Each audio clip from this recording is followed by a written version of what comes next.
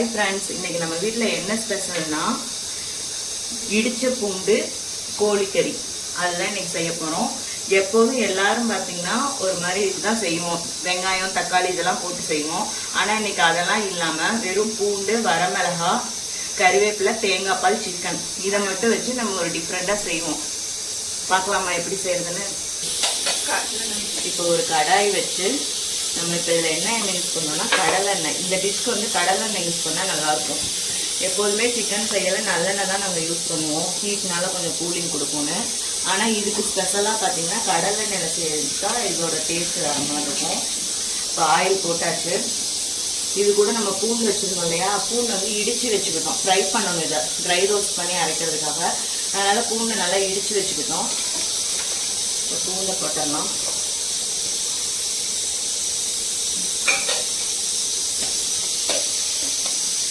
பூண்டை நல்லா ரோஸ்ட் பண்ணணும். இது லைட்டாக ரோஸ்ட் ஆனோன்னா இது கூட வரமிளகா ஆட் பண்ணுவோம். வரமிளகா ஒரு 15 போல் எடுத்து வச்சுருக்கோம். நம்ம 1.5 கிலோ சிக்கன் செய்கிறோம். நீங்கள் உங்களோட காரத்துக்கு தகுந்த மாதிரி போட்டுக்கோங்க. இது கொஞ்சம் ட்ரை ரோஸ்ட் ஆனோட்டி நம்ம வரமிளகா ஆட் பண்ணிக்கலாம்.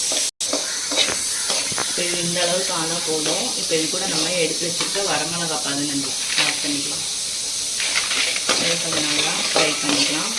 இது கூட ஒரு 2 கொத்து கருவேப்பிலை,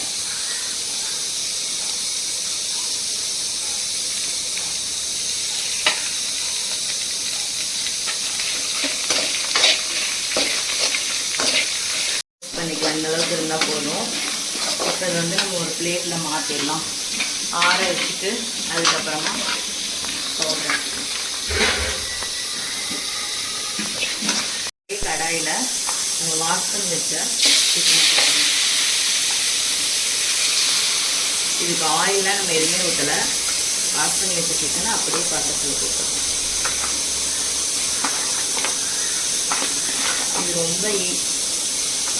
ரொம்ப ஈஸியாக செய்யலாம் இந்த சிக்கனை. ஏன்னா வெங்காயம் தக்காளி நம்ம எதுவுமே இதில் யூஸ் பண்ணலை. அதனால் செய்கிறது ரொம்பவே ஈஸி. சரி, இது கூட நம்ம கல்லுப்பு கொஞ்சம் போட்டுக்கலாம். அடுத்து மஞ்சள்தூள் போட்டுக்கலாம். வேறு எதுவுமே இருக்காங்க. கறிவேப்பிலை அதில் ஒரு 2 கொத்து போட்டோம் இல்லையா, இதில் ஒரு 2. அவ்வளோதான். சிக்கனை இப்போ வந்து நம்ம நல்லா கிளறி விட்டுக்கலாம். கிளறிட்டு ஒரு 3 கொத்து மூடி வச்சிடலாம்.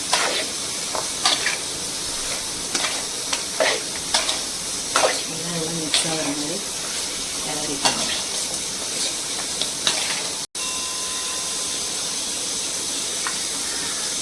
சாரி, இது கூட இஞ்சி பூண்டு பேஸ்ட்டு போடுறதுக்கு சொல்ல மறந்துட்டேன். அது ஒரு 2 டீஸ்பூன் போட்டுக்கணும், டேபிள் ஸ்பூன். இதே நல்லா மிக்ஸ் பண்ணிக்கலாம். இப்போ இந்த அளவுக்கு இதை நல்லா மிக்ஸ் பண்ணி கலந்து விட்டாச்சு. இப்போ நாங்கள் இங்கே வாங்குகிற சிக்கன்லாம் பார்த்திங்கன்னா இதை சும்மா மூடி வச்சாலே வந்து தண்ணி நிறையா வந்துடும், தண்ணி விட்டு. அதே இதுக்கு வேகிறதுக்கு போதுமானதாக இருக்கும்.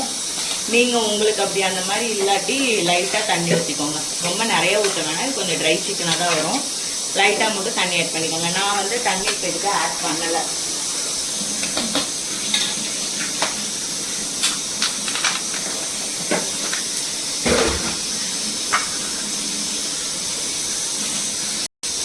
இப்போ இது மூடி வச்சிடலாம். ஒரு 10 மினிட்ஸ் கழிச்சு ஓப்பன் பண்ணி பார்ப்போம். 10 minutes later. இது ஓப்பன் பண்ணி பார்ப்போம்.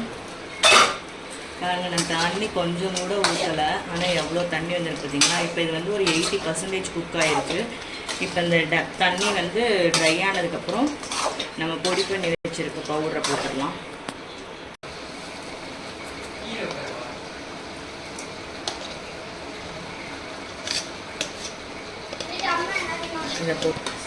இதை போட்டு நல்லா மிக்ஸ் பண்ணிட்டுக்கலாம். இதோட வாசம் ஃப்ளேவர் செம்மையாக இருக்குது. எப்படி இருக்குன்னு பார்ப்போம்.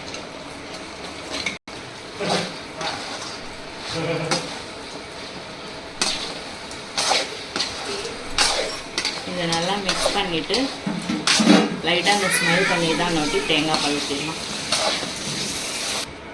இதில் நம்ம எடுத்து வச்ச தேங்காய் பால் ஆட் பண்ணிக்கலாம். மிக்ஸ் பண்ணிடலாம். நல்லா வாசம் செம்மையாக இருக்குதுங்க. வாங்க எப்படி இருக்குன்னு டேஸ்ட் பார்ப்போம். டேஸ்ட் பண்ணி பார்ப்போம்.